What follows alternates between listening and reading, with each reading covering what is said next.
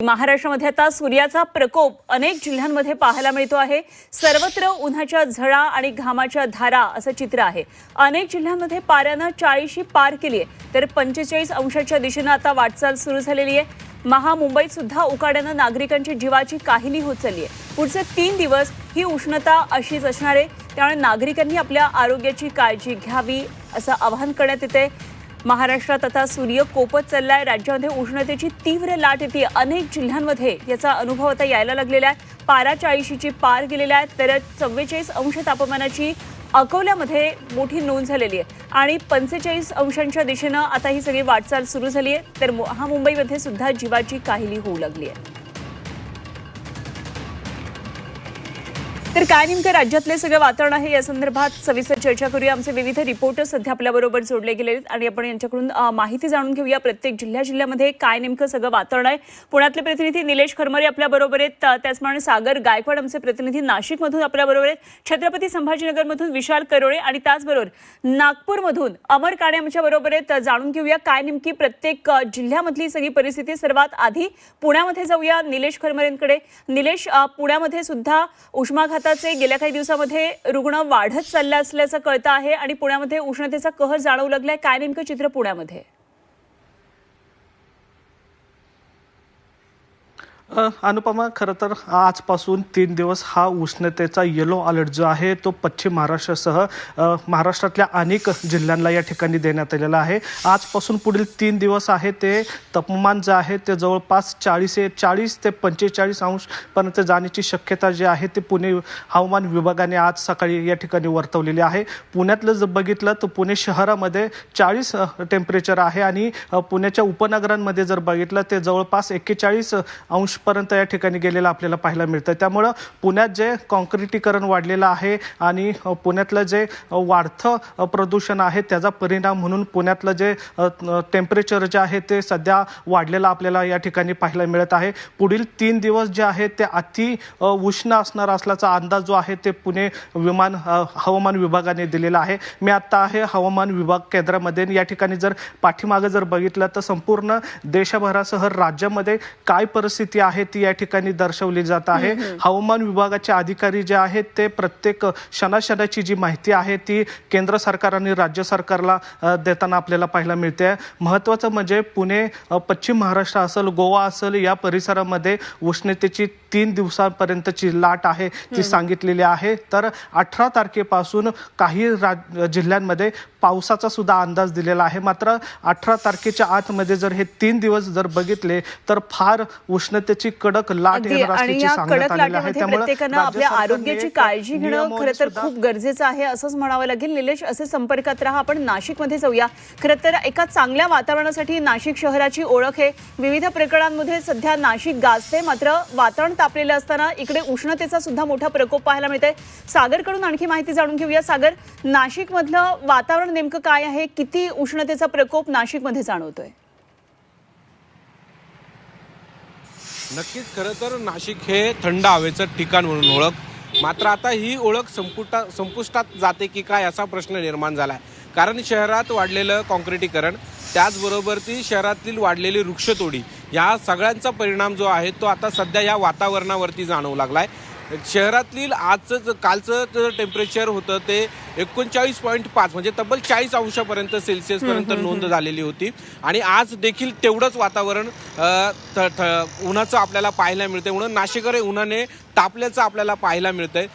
मी कॅमेरामॅनला विनंती करतो की या दृश्यांमध्ये जर दाखवलं तर हा जो रस्ता आहे हा MIDC परिसरातला रस्ता आहे। यामध्ये रोजचा हा रस्ता जो वर्कर जे असतात ते नेहमी वर्दळ करत असतात, त्यामुळे हा संपूर्ण रस्ता भरलेला असतो। मात्र या दृश्यांमध्ये दुपारच्या वेळेत जर बघितलं तर या रस्त्यावरती तुरळक अशा गाड्या ज्या आपल्याला पाहायला मिळत आहेत, दुचाकी असेल, 4 चाकी असेल। त्यामुळे उन्हाचा जो टेम्परेचर जे आहे किती मोठ्या प्रमाणात वाढलं याचा अंदाज आपण लावू शकतो। तर उत्तर महाराष्ट्रामध्ये देखील मोठ्या प्रमाणात उन्हाची लाट पसरताना पाहायला मिळते। मालेगावमध्ये तर तब्बल 42 अंश सेल्सिअस, धुळ्याला देखील 42 अंश सेल्सिअस एवढं तापमानाची नोंद करण्यात आली आहे। त्यामुळे इतर जर जिल्ह्यातला विचार केला तर उत्तर महाराष्ट्रात देखील उष्णतेची लाट जी आहे ती मोठ्या प्रमाणात येताना पाहायला मिळत आहे। अहिल्यानगर मध्ये देखील 40 टेम्परेचर आहेत. त्याचबरोबर जळगावला देखील मोठ्या प्रमाणात उन्हाचा अगदी. तडाखा बसलाय. यामुळे प्रशासनाने देखील आवाहन केलेलं आहे की दुपारच्या सुमारास घरातून बाहेर पडताना काळजी घ्यावी, पाण्याची बॉटल सोबत घ्यावी, टोपी वापरावी आणि त्याचबरोबर बाहेर निघताना काळजी घ्यावी. आणि त्याचबरोबर नाशिक शहरातील जे महानगरपालिका असेल किंवा ग्रामीण भागातील रुग्णालय असेल इथे देखील उष्णताची अतिउष्णता असल्या कारणामुळे तिथे देखील उष्माघाताचे वॉर्ड देखील तयार करण्यात अगदी आलेले आहे. प्रशासनानं सगळी तयारी केलेली आहे आणि प्रत्येकाचंच खरं तर आता काम आहे की दिवसा अशा प्रकारे जेव्हा उन्हाची तीव्रता अधिक असते तेव्हा घराबाहेर पडू नये. काही काम असेल अति महत्वाचं तरच बाहेर पडावं असं खरं तर हे आवाहन करण्यात येते. असे संपर्कात रहा सागर. आणि आपण जाऊया, आमचे प्रतिनिधी सध्या आपल्याबरोबर जोडले गेलेले आहेत. विशाल करोळे थेट छत्रपती संभाजीनगरमधून जाणून घेऊया मराठवाड्यामधली काय परिस्थिती आहे. विशाल, खरं तर दोन महत्त्वाच्या गोष्टी आपल्याकडून जाणून घ्यायच्यात. एक तर तीव्र उष्णतेच्या झळा तर वाढत चाललेल्या आहेतच, मात्र काही ठिकाणी अवकाळी पावसाची सुद्धा शक्यता वर्तवण्यात आली. त्यामुळे मराठवाड्यामध्ये एकंदरीतच हा एक डबल अटॅक निसर्गाचा म्हणता येईल. काय नेमकं सगळं वातावरण दिसतंय? अनुपमा, गेली 5 मिनिटापासून मी उन्हात उभा आहे आणि उन्हामध्ये शूजच्या आतमध्ये पाय अक्षरशः भाजून निघतायत. हीच अवस्था आता छत्रपती संभाजीनगरकरांची आहे. गेली 2 ते 3 दिवस उन्हाचा पारा हा अक्षरशः 41 ते 42 अंशांपर्यंत जाणतोय.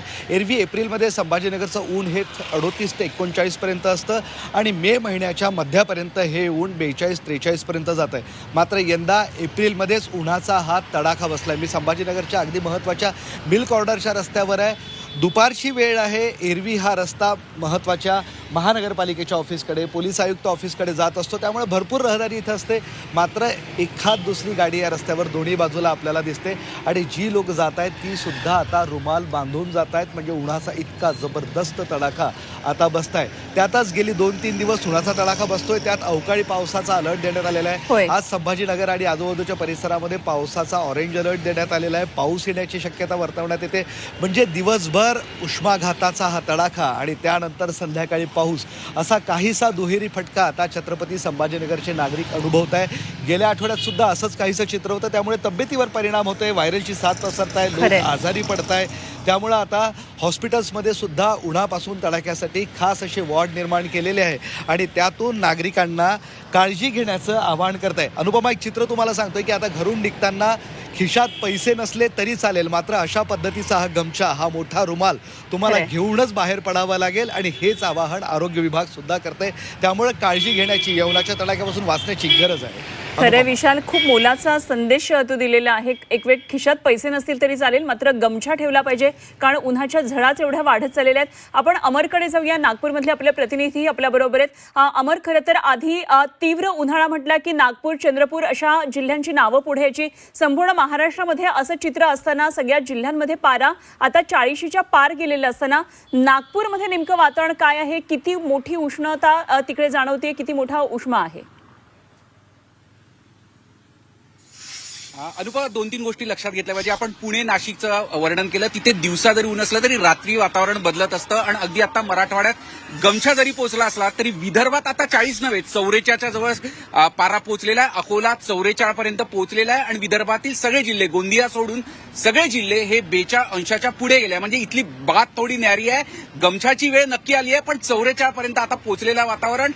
गेल्या 10 ते 15 मिनिटात मी इथे जे उभं होतो तेव्हाच अक्षरशः घामाच्या धारा सुरू झालेल्या आहे आणि आत्ता म्हणजे दुपारच्या वेळेस आत्ता माझ्या मागे आपण रस्ता बघू शकतात, अगदी मोकळा झालेला दिसतोय आणि हे संपूर्ण चित्र बघू शकतो. फुटपाथ अगदी मोकळा दिसतोय. पण सगळ्यात महत्वाची गोष्ट लक्षात घेतली पाहिजे की इथून पुढे पारा हा वाढतच जाणार. नवतपा येणार, तिथपर्यंत अगदी पारा 46-47 होणार. आता अकोल्याला 44-45च्या जवळ पारा पोहोचतोय. किंबहुना देशात सर्वाधिक तापमान अकोल्यात आहे. पण पुढील काही काळामध्ये चंद्रपूर, नागपूर, वर्धा हे सुद्धा तापमानाच्या या हायएस्ट रेकॉर्डच्या शर्यतीत येतील आणि विदर्भाचं तापमान हे सगळं वाढत जाताना दिसेल आणि साधारणपणे 45च्या जवळपास हा संपूर्ण आकडा असतो. सगळ्यात महत्वाचं, गेल्या एप्रिल महिन्याच्या सुरुवातीला थोडं पावसाळी वातावरण होतं, पाऊस पडला, पण गेल्या 3-4 दिवसापासून तापमानाचा हा चढता पाडा आहे. सूर्यनारायणाचा प्रकोप वाढत चाललेला आहे आणि पुणे नाशिक किंवा संभाजीनगरचं आपण जे वर्णन केलं त्याच्या पलीकडे जाऊन 44च्या जवळपास हा संपूर्ण आकडा असून हा 45 पर्यंत पोहोचण्याची शक्यता आता एप्रिल महिन्याच्या 15 तारखेलाच व्यक्त करण्यात येतात. त्यामुळे विदर्भातील उन्हाचा प्रकोप, सूर्यनारायणचा प्रकोप वाढताना दिसून येतोय.